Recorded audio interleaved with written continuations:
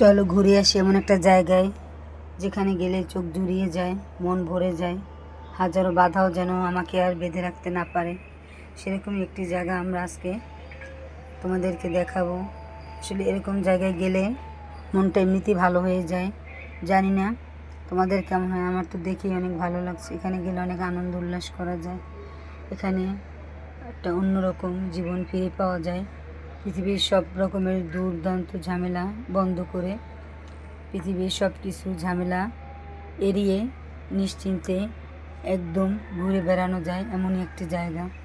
তো তোমরা কে কে গেছো এরকম একটি জায়গায় আমাদেরকে জানাবে, কারণ এরকম একটি জায়গায় আমরাও গিয়েছি, আমাদেরও শুধু দেখার, তোমাদেরকে একটু দেখালাম অন্যভাবে।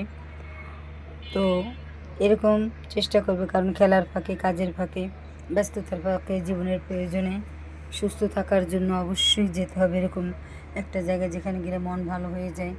জানি না তোমাদের কার কেমন লাগে। আসলে আমার অনেক অনুভূতি জাগে, অনেক ভালো লাগে জীবনটাকে উপলব্ধি করতে। এরকমের ছুটে বেড়াতে ইচ্ছে হয়, কিন্তু আসলে কীরকম কি সবসময় কি পারা যায়?